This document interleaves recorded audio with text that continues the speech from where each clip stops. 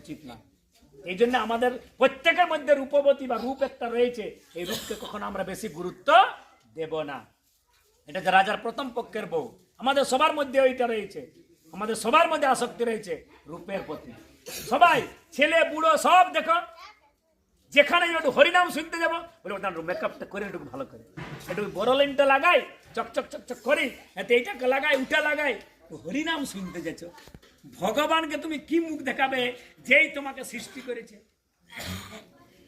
যেমন কোন নারী, কোন একজন স্ত্রী তার স্বামীর কাছে অঙ্গ দেখানো কি অপরাধ? আপনারা বলুন। একজন স্ত্রী তার নিজের স্বামীর কাছে ও সব কিছু মানে কাপড় খুলে দেয়, এটা কোনো অপরাধ? অপরাধ নয়। কেন? সে হচ্ছে তার এই জন্মের পত্নী, তাকে স্বামী বলে স্বীকার করেছে।